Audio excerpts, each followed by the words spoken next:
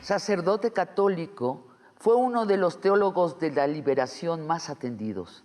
El Papa Juan Pablo II le impuso un año de silencio y él cumplió el mandato y luego se desvistió los hábitos y se casó. Hoy es uno de los mejores amigos del Papa Francisco y uno de los pensadores ecologistas más interesantes de la especie, Leonardo Boff. Leonardo Boff, te agradezco mucho por esta entrevista. Quiero ser muy precisa en mis preguntas para pedirte respuestas precisas y así poder abarcar un gran territorio. Tú estás en el origen de la última encíclica escrita por el Papa Francisco, Laudato Si, cuyo nombre en español es aún más hermoso, sobre el cuidado de la casa común, es decir, sobre el cuidado de la naturaleza. ¿Cómo sucedió que animaste al Papa Francisco a escribir una encíclica sobre la naturaleza en el siglo XXI? Sí, fuimos varios teólogos que insistimos junto al Papa que los problemas más graves no eran de la Iglesia, de la curia romana, de los pedófilos, de los escándalos financieros del Banco Vaticano, que el gran problema es salvaguardar las condiciones de la vida sobre la tierra y cuidar de la madre tierra. Por eso sería urgente escribir una encíclica, no una ecología verde, sino una ecología integral que abarcara lo ambiental, lo político, lo social, lo cultural y lo espiritual. Y efectivamente eso ocurrió. Y el Papa aprovechó los textos que vinieron de todas las partes del mundo, pero también de muchos, de América Latina, de obispos, sea de Paraguay, de Patagonia, obispos que nunca son citados. El Papa los aprovechó y los citó en su texto. En especial aprovechó tu división de las ecologías, las 4 ecologías. ¿Cuáles son esas 4 ecologías? Mira, la más dominante, de la cual casi todos hablan, es la ecología ambiental, del medio ambiente. Pero hay la ecología social que abarca la sociedad y la forma como la sociedad se relaciona con la naturaleza. Hay la ecología política, cómo se distribuyen las responsabilidades, los poderes, si son democráticos, si son autoritarios. Y la ecología de lo cotidiano, cómo viven las personas, cómo consumen. Y al final, una ecología integral, espiritual, que abarca la dimensión más profunda del ser humano, de los valores de la solidaridad, del cuidado, y abierta a la dimensión más cósmica, porque no hay que olvidar que la Tierra es un planeta del sistema solar y que es parte del cosmos, y estamos expuestos a todas las energías, a todas las dimensiones de ese cosmos, que es inmenso, y nosotros pequeñitos, pero el lugar a partir donde se piensa el mundo, se ve el universo y donde nosotros definimos nuestro destino. Leonardo, yo quiero hablar contigo con detenimiento sobre esa forma cotidiana que podríamos estar teniendo para relacionarnos con la naturaleza de una manera más llena de vida, sin rechazo. Pero antes te quiero preguntar algo. Yo cuando leí la encíclica lo sentí como un sorprendente adiós al capitalismo de parte del Papa y de la Iglesia. ¿Por qué un adiós al capitalismo depredador? ¿Por qué es necesario este adiós? Porque es el capitalismo que ha depredado la naturaleza y que ha puesto el sistema Tierra en gran riesgo con el calentamiento global, con la erosión de la biodiversidad, con la escasez de agua potable, con los conflictos que se están dando entre los pueblos. Entonces, eso ha desequilibrado la tierra, de tal punto que la ecología emerge como un tema político, no solamente un subcapítulo de la biología o de las ciencias naturales. Y todo eso empieza desde la casa. Cómo tratamos el agua, cómo tratamos la basura, cómo no deflorestar, cómo mantener los bosques de pie para que tengamos el equilibrio de los climas, el agua suficiente, que es un bien natural, necesario, vital para todos los seres. Entonces, por ahí, muy cotidianamente, las relaciones de la casa misma, empieza una actitud ecológica de respeto y de un consumo responsable y solidario. Leonardo, sin embargo, estamos aún en el capitalismo. Hablaba hace unas semanas con tu amigo Pepe Mujica y decía, el capitalismo es como una pala mecánica eléctrica que ha empezado a arar la tierra y no sabemos cómo pararla. Y ese no saber cómo pararla es concretamente las corporaciones internacionales que existen para la ganancia. No sabemos cómo pararlas. Los que respetamos a la naturaleza, ¿qué hacemos con esas enormes corporaciones que en realidad son las grandes depredadores? ¿Qué hacemos? Yo creo que quien está parando el sistema es la propia tierra, porque el coronavirus cayó como un rayo sobre el capitalismo y el neoliberalismo, porque todos los dogmas de ese sistema fueron rompidos. El centro no es la ganancia, sino el centro es la vida. La centralidad no tiene el individualismo, la acumulación individual, sino la solidaridad. La importancia no es explotar la naturaleza, sino cuidar de la naturaleza. Y tener un Estado suficientemente apetrechado para atender las demandas humanas y no un Estado mínimo. Y la sociedad por encima del mercado. Entonces, esa epidemia del coronavirus deshizo el sistema paró, las fábricas, la producción, todo se ha parado. Y el aislamiento social es una especie de retiro para una reflexión qué hicimos con la tierra para llegar a esto.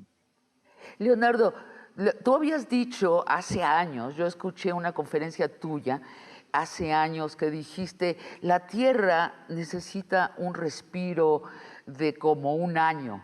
Bueno, acabamos de tener, como bien dices tú, ordenado por la naturaleza, no por nuestra especie, ese respiro. Ahora, ¿qué podemos hacer para salir de este respiro, ahora que ya aparecieron las vacunas, la gente se está vacunando, quedando inmune al virus? ¿Qué podemos hacer para realmente prolongar, más que prolongar el respiro, cómo salir distintos de este retiro? Mira, lo peor que nos puede ocurrir es volver a lo de antes, que es un mundo con grandes injusticias, dos principales. Una injusticia ecológica, con la devastación de la biodiversidad, de los ecosistemas, y una injusticia social, con millones y millones de hambrientos y personas que mueren antes del tiempo. Eso sería lo peor, al volver a lo de antes. Tenemos que cambiar. Y yo creo que la última encíclica, Fratelli Tutti, el Papa plantea una alternativa, porque él pone la alternativa. Hasta ahora hemos vivido bajo la concepción del ser humano como señor y dueño de la naturaleza, que podía tratarla a su antojo, como quería, y no sintiéndose parte de la naturaleza. Eso ha traído muchas ventajas a los seres humanos, desde el antibiótico, pero simultáneamente ha creado el principio de autodestrucción con armas químicas, biológicas, nucleares. Ese sistema tiene que terminar porque pone en riesgo el planeta Tierra, la vida, como alternativa al dominus, al Señor y dueño. El Papa propone el frater, el hermano, la hermana, que se siente parte de la naturaleza y que siente su misión ética, antropológica, de cuidar de esa herencia sagrada que hemos recibido del universo, de Dios. Entonces, él contrapone dos paradigmas, el paradigma de la modernidad, que es el paradigma de dominación de los pueblos, de la naturaleza, de la materia, de la vida, y el otro de la fraternidad universal, del amor social, de una relación de cuidado con uno con el otro, y especialmente cuidado de la tierra. Si no hacemos ese cambio, dice el Papa, en ese Fratelli Tutti, estamos todos en el mismo barco. O nos salvamos todos o nadie se salva. Leonardo, quiero pedirte que regresemos a lo muy personal. Tú hablas de tratar como hermana a la naturaleza. Hablas también de la cooperación, opuesto a la competencia. Has hablado también, y el Papa retoma este concepto tuyo y esta práctica de la ternura. Háblanos de la ternura en la vida. Mira, yo creo que la ternura es una expresión del cuidado.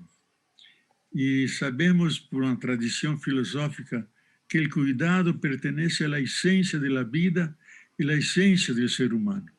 Si no cuidamos de los factores todos, no irrumpe la vida, no irrumpe la inteligencia, el espíritu. Entonces nosotros somos no solamente hijos e hijas del cuidado de nuestras madres, que nos han aceptado, porque si estuviéramos abandonados por las madres, moriríamos en poco tiempo. Entonces somos todos hijos e hijas del cuidado. Y la expresión más tierna del cuidado es la ternura, que es una relación de profundo amor, de caricia esencial, de la mano extendida para acariciar y acoger las personas. Y el Papa pone eso en términos de una política de la ternura en la Fratelli Tutti. De hecho, Leonardo, cuando nos acercamos a la naturaleza y miramos con ternura, sentimos con ternura, tocamos con ternura, si nos acercamos, por ejemplo, a una planta de maíz, empezamos a entender la naturaleza. Si nos detenemos y empezamos a tener ternura, y es la vitalidad de la planta de maíz pasa a nuestro cuerpo. Esa es la manera de relacionarse vitalmente con la naturaleza, ¿no es así? Sí, exactamente. Es sentir que la vida que está en el maíz, o que está en una hormiga, o que está en un pajarito que vuela, esa misma vida está en mí también. Y aquí viene un dato muy importante de la ciencia, que todos los seres vivos tenemos el mismo código genético, desde de la célula más primitiva de 3,8 mil millones de años, pasando por los grandes bosques, por los dinosaurios, llegando a nosotros, tenemos todos los mismos 20 aminoácidos y las mismas 4 bases fosfatadas. Es decir, somos de hecho hermanos y hermanas, somos parientes, no porque San Francisco lo dijo, lo vivió, sino por un dato de ciencia. Entonces, cuando yo miro una flor, un pie de maíz, digo, la vida que está ahí está en mí también. Estamos ligados y hay que establecer un lazo de afectividad. Eso que nos falta a nosotros, la ternura, es establecer un lazo de afectividad. Y te voy a preguntar también sobre la ciencia. Después de siglos, casi 3 siglos, en donde la ciencia y la religión se disputaron la autoridad para narrar la vida y el sentido de la vida, es una sorpresa escuchar a un sacerdote, un ex sacerdote, pero un teólogo como tú, Leonardo Boff, y también leer al Papa Francisco hablando de ciencia. ¿Qué cambió esencialmente entre la relación de religión y ciencia con ustedes. Creo que cambió la visión de totalidad, porque antes habíamos atomizado todas las cosas, las varias especialidades, y atomizamos no solamente los saberes, pero hemos atomizado también la realidad. Hemos visto los árboles, pero hemos perdido el bosque, y ahora hemos tenido y hemos crecido en esto, con las ciencias de la vida, las ciencias de la tierra, especialmente la física cuántica, de ver la totalidad, la visión más completa de la cosmogénesis, que estamos todos involucrados en un inmenso proceso de evolución que ya tiene 13,7 mil millones de años, y que nós somos un hilo de ese inmenso proceso, y eso nos ha hecho resultó una concepción más unitaria de la totalidad. Leonardo, yo quiero hablar contigo también sobre las dificultades en la encíclica Laudato Si, sobre alguna ausencia que percibo. Pero antes, vamos a un corte y regresamos. Querido Leonardo Boff, al leer la encíclica del Papa Francisco sobre el cuidado de nuestra casa común, es decir, sobre el cuidado de la naturaleza, extrañé algo que tal vez tú también extrañaste. No aparece un solo perro, ni un loro, ni un atún, ni un pingüino, ni el océano, ni la selva, ni los desiertos. Extrañé a la naturaleza. Me pareció como si el Papa fuera un novio enamorado del retrato de su amada, a la que todavía no conoce, a la que no ha tocado, con la que no ha vivido. Es un texto todavía antropocéntrico en el sentido que habla sobre todo de lo que debemos hacer dentro de la burbuja humana y no como si ya hubiéramos salido al encuentro de la naturaleza. ¿Tú extrañaste a la naturaleza?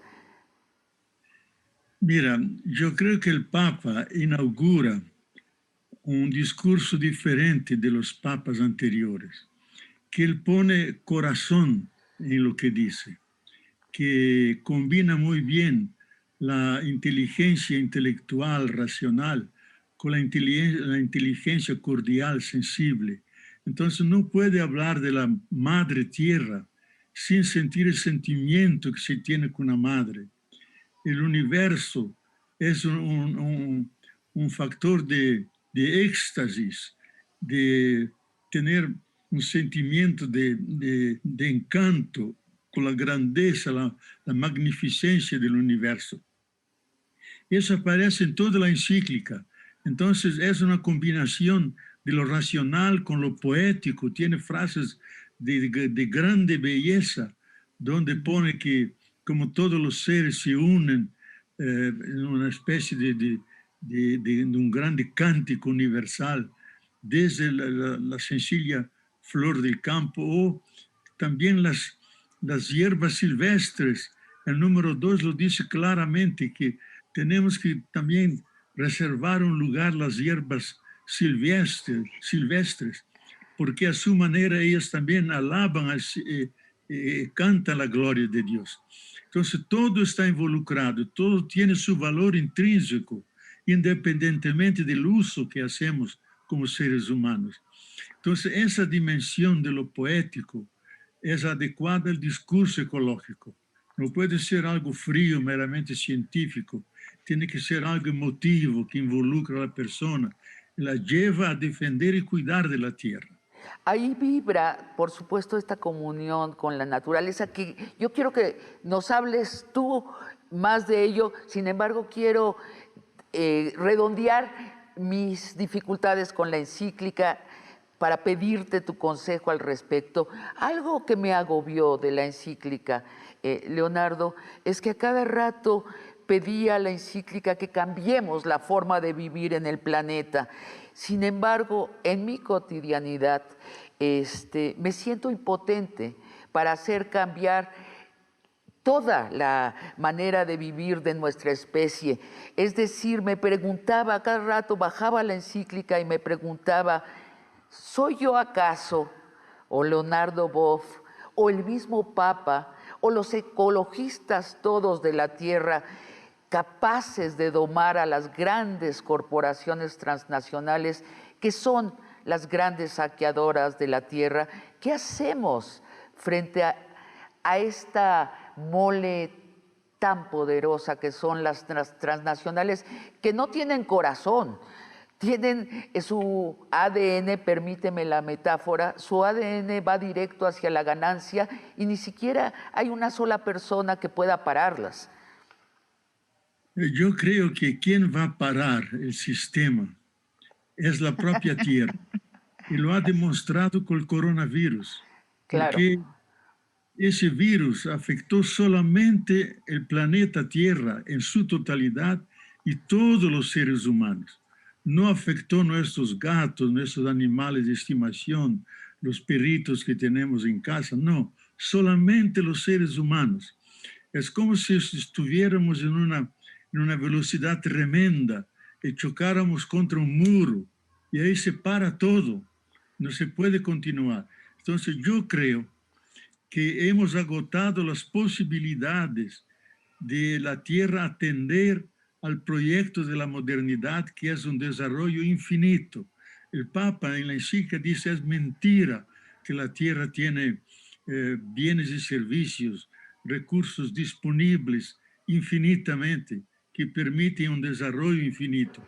Leonardo, permíteme preguntarte, ¿tú adivinas una inteligencia suprema en el advenimiento del virus? Yo creo que hay que dar el contexto del virus, porque todos hablan de la medicina, de técnicas, pero nadie habla de la naturaleza, nadie habla del contexto dentro del cual el virus apareció. Así es.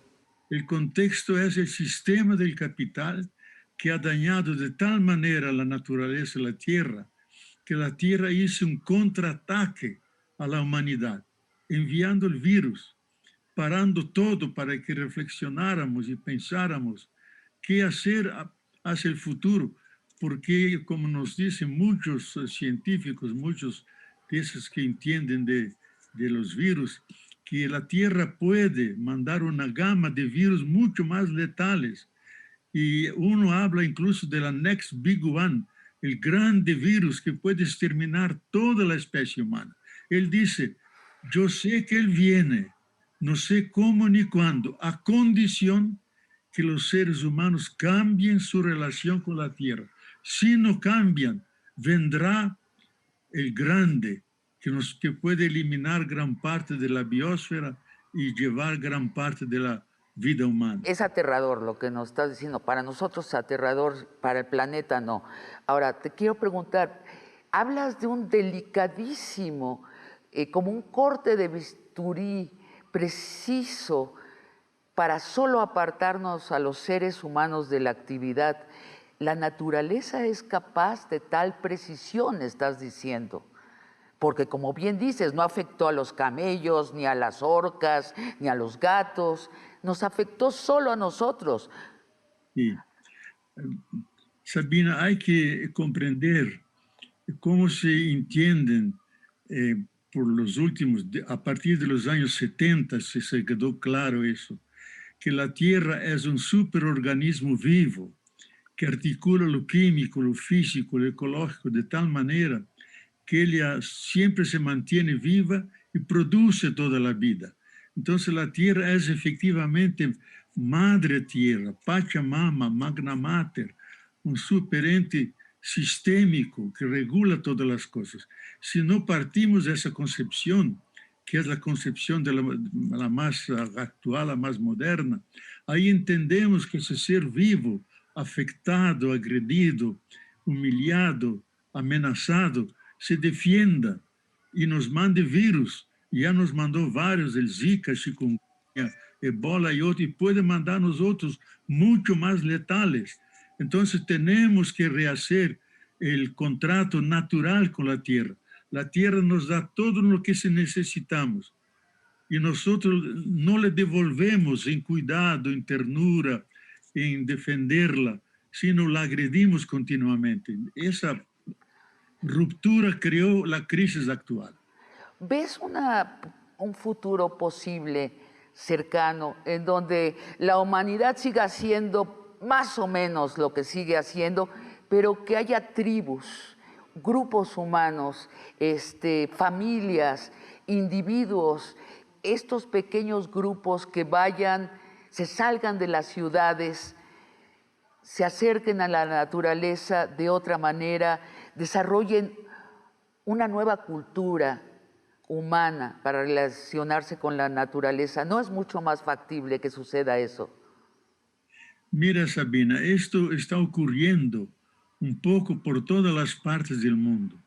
Lo que se llama el bioregionalismo, trabajar la región, no la región con las divisiones artificiales que hemos hecho, sino con los confines que la tierra misma ha establecido, con un tipo de bosques, un tipo de animales, un tipo de aguas, un tipo de población. En esa región se puede crear un verdadero desarrollo sostenible, una producción que sea orgánica, pequeñas comunidades que todos participan, una democracia no solamente representativa, sino participativa, que se cultiva los valores culturales de las fiestas, de las tradiciones, que celebran sus poetas, sus personas notables, sus santos. Y es la gran propuesta que en la última encíclica el Papa lo propone en la Fratelli Tutti, trabajar la región, sentir con el pie el suelo, sentirse a la vez miembro de esa localidad y miembro de la universalidad del mundo. Exacto, Leonardo. Empezando, y te tocaste el cuerpo, empezando por el cuerpo, hemos sido educados en una fisiología, un cómo estar en la naturaleza.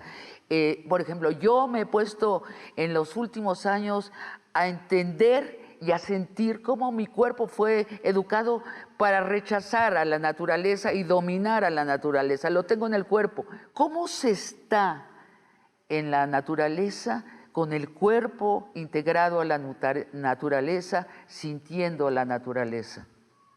Sí, el presupuesto es uno sentirse parte de la naturaleza, que el aire que respira, que el agua que bebe, sentir que los alimentos que tomamos son parte de la naturaleza y que se hacen parte de nuestro cuerpo y que nosotros al cuidar y al cuidar del cuerpo para que sea sano, hacemos sana también la naturaleza. Y enfermando el cuerpo, enfermamos la tierra, porque tierra y humanidad es una gran unidad. Es la visión, la herencia que los astronautas nos han transmitido, que decían que desde la luna de las naves espaciales no hay diferencia tierra y humanidad, es una profunda unidad. Entonces nosotros somos la porción de la tierra que en un momento complejo de su evolución empezó a sentir, a pensar, a amar, a cuidar, a venerar. Ahí rompió el ser humano, hombre y mujer.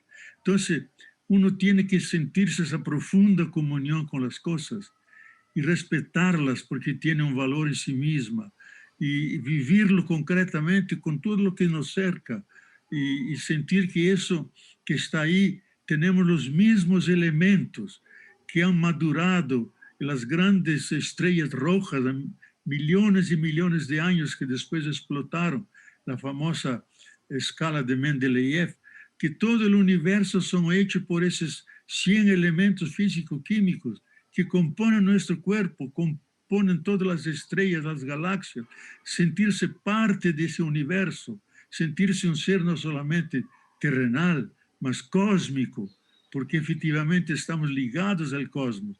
Entonces, esa es una vivencia que uno tiene que internalizarla, sentirla, y ahí uno se siente mucho más liberado, mucho más sensible. Y eso, para eso, como decías tú, necesitamos del corazón, porque en el corazón está el sentimiento profundo, el mundo de los valores, de la ética, de la espiritualidad, lo que nos hace sentir las cosas y no solamente mirarlas desde afuera. Leonardo, quiero preguntarte sobre la Biblia. ¿Cómo lees tú hoy la Biblia? ¿Cómo aconsejas a los que fuimos educados en la Biblia a leerla? Más sobre la naturaleza. Pero antes, vamos a un corte. Leonardo, ¿tú sigues leyendo la Biblia? Mira, hay dos maneras de mirar la Biblia. Uno, la pone delante de los ojos y oculta la realidad. No ve el mundo, no ve la naturaleza. Es la lectura fundamentalista que solo se ocupa del texto.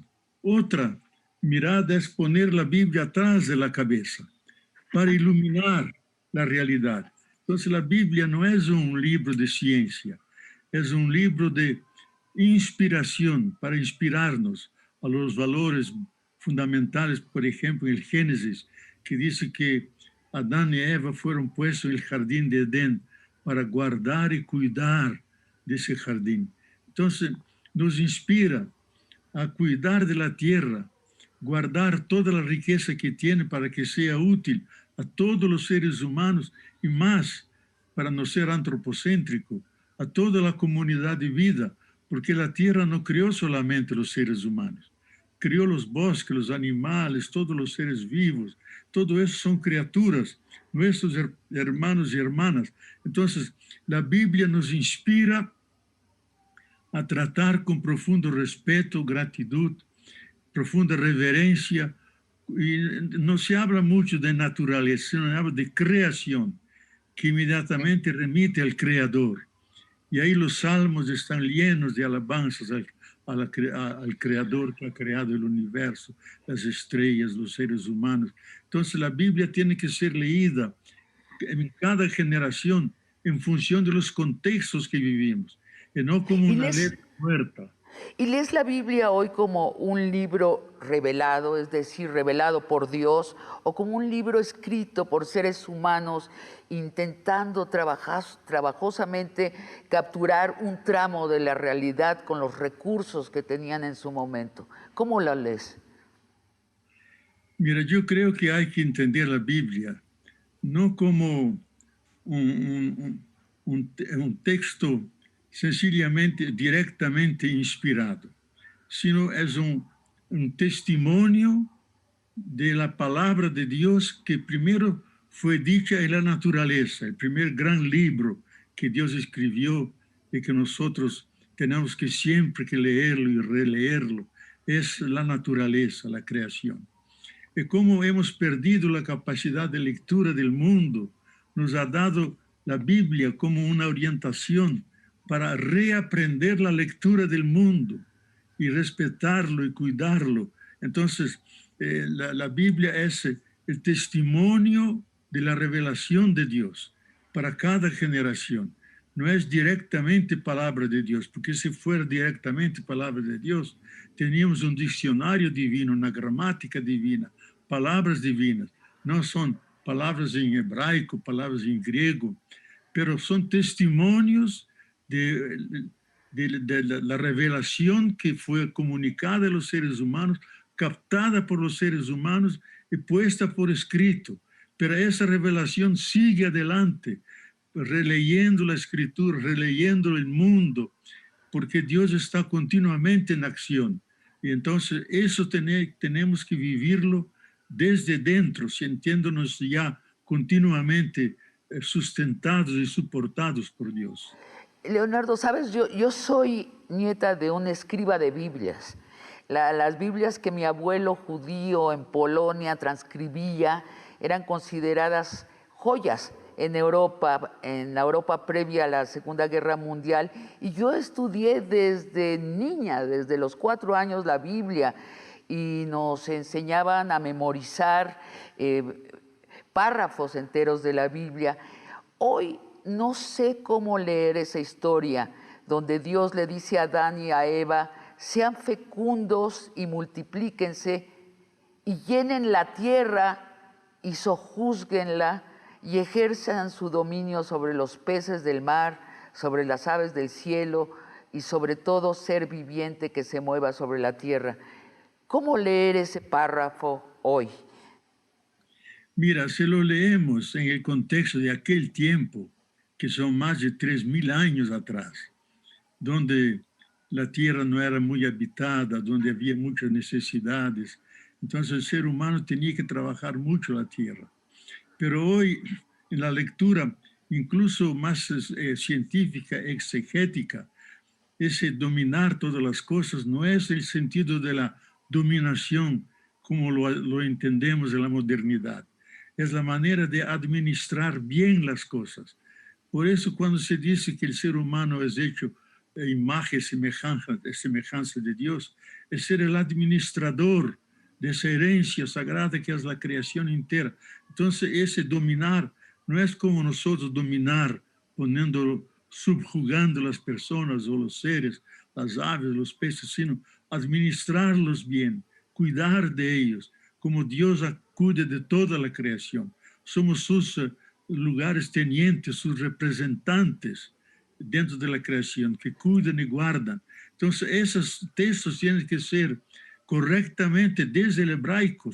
Si uno entiende el hebraico, lo entiende perfectamente, pero captándolo dentro del contexto nuestro, de la cultura de la dominación de pueblos, de la naturaleza, de la vida, parece una agresión ecológica. Efectivamente sería una negación de la ecología. Pero el sentido original es el contrario, es saber administrar, saber cuidar de todo eso que fue creado. Leonardo, yo te voy a encargar que nos hagas un nuevo diccionario para leer la Biblia donde expliques términos así. Déjame hablarte de otro párrafo que para una niña como era yo de 5 años era muy problemático en la Biblia y sigue siéndolo. La historia donde Eva nace de una costilla de Adán. En mi humilde opinión, no sé qué pienses, las mujeres y los hombres no nacemos de las costillas de señores, nacemos de los úteros de las mujeres. ¿Cómo entender esa historia de la Biblia? Una mujer nace de una costilla de hombre. Mira, es una expresión simbólica para decir, no nació de la cabeza para ser señora, ni de los pies para ser esclava, nació de la costilla para ser una igual, una participante, una compañera en la vida. Entonces, esa costilla significa más bien eso. Cuando se habla de Adán y Eva y que están juntos, no se piensan que están juntos para generar otros seres humanos, sino que se hacen compañeros, que se hacen personas que dialogan, que tienen una trueca de saberes y de experiencias. Entonces, esa expresión de lado, de la costilla, es para significar exactamente esa profunda comunión que hay entre el hombre y la mujer, distintos para poder intercambiar y comunicarse uno al otro, pero fundamentalmente de la misma especie, igualmente humanos, a pesar de diferencias.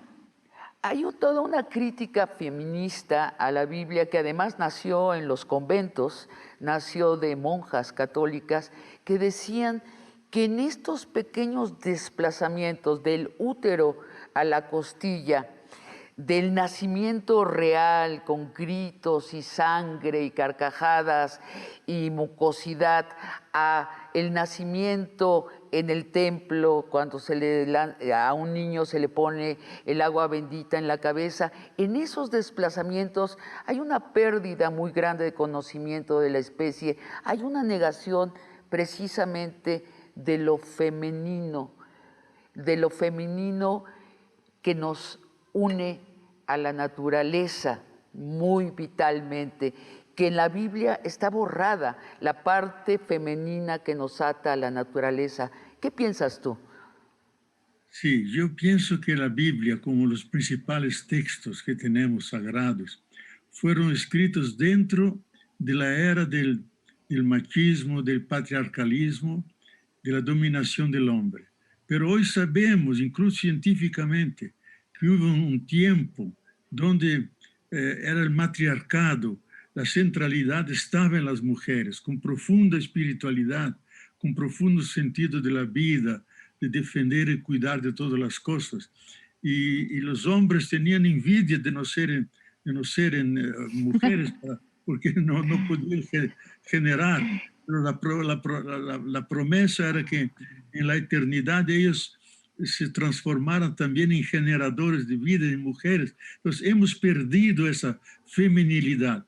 Yo creo que una grande contribución del ecofeminismo, del feminismo en general, pero específicamente del ecofeminismo, es rescatar la dimensión femenina de nuestra experiencia, la dimensión de ánima, en equilibrio con la dimensión de ánimos, lo masculino y lo femenino.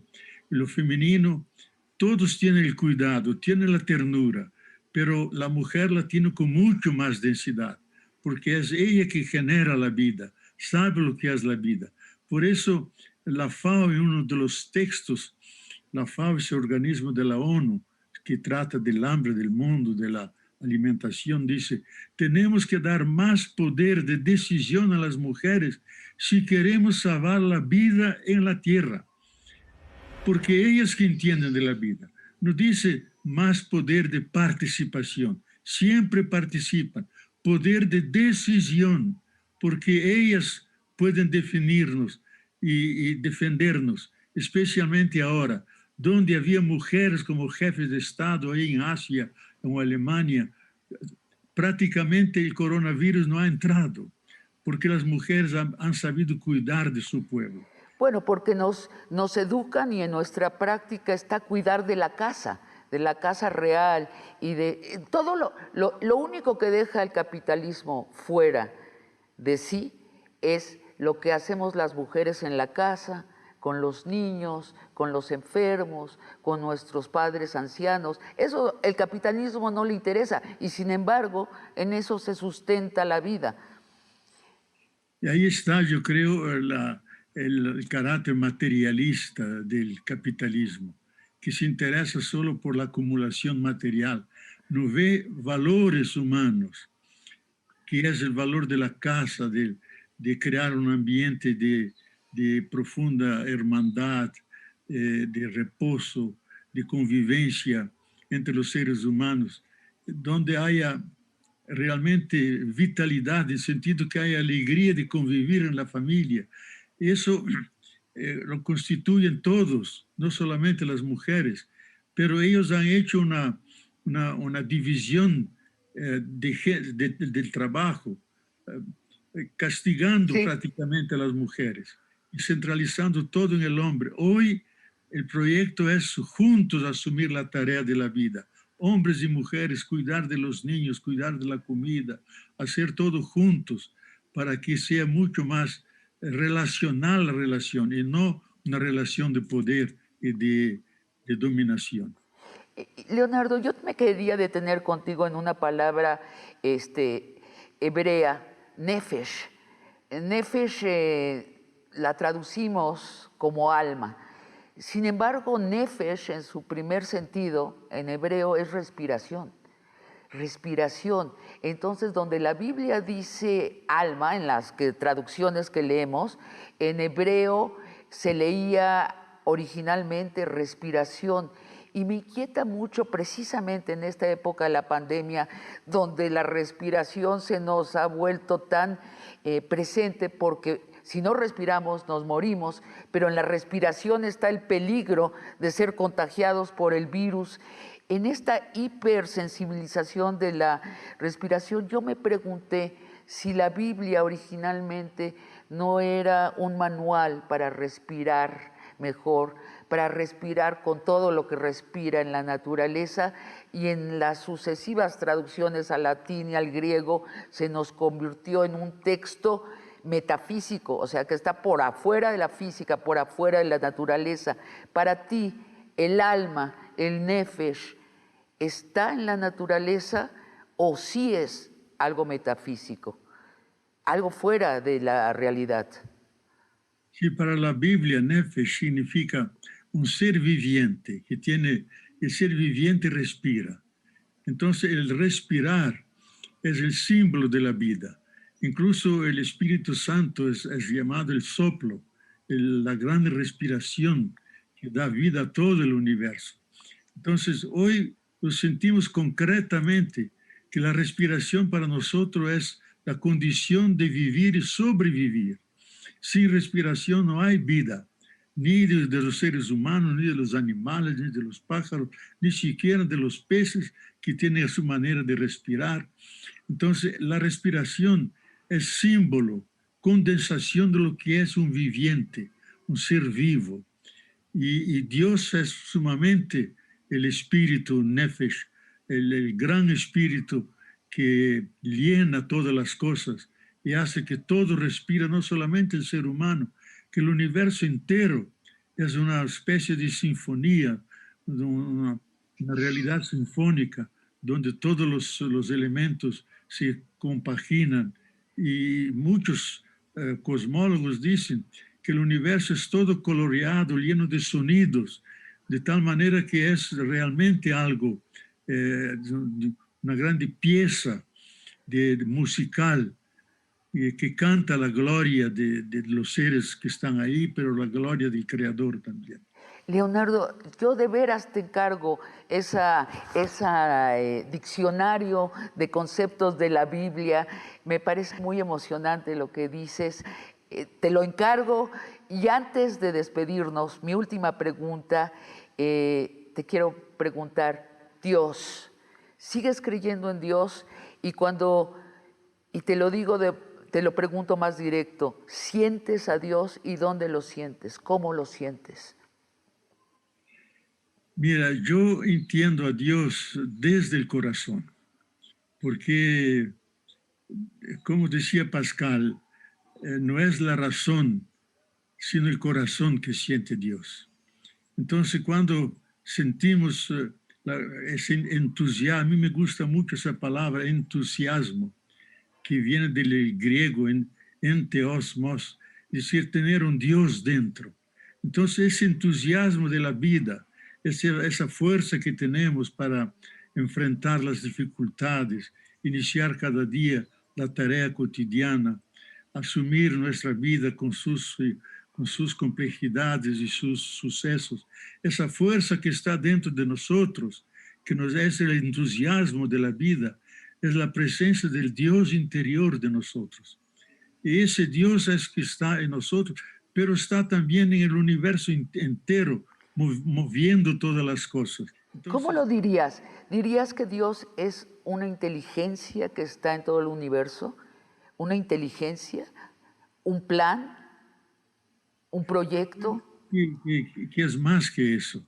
Yo diría que es el ser que da el ser a todos los seres, que es una realidad profundamente amorosa y poderosa, que continuamente dice, hágase, fiat, pronunciando la palabra creadora y sustentándonos. Y nosotros podemos abrirnos a esa realidad y acogerla dentro de nosotros.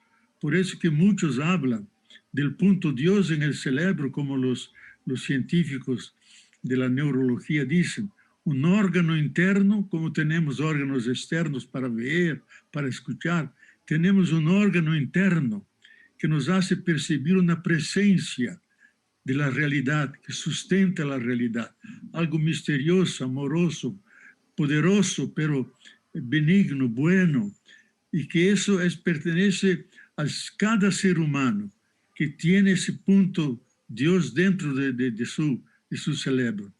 Eso no dicen los teólogos, dicen los científicos. Y eso Leonardo, te agradezco mucho esta conversación y hasta la próxima. Muchas gracias, Sabina.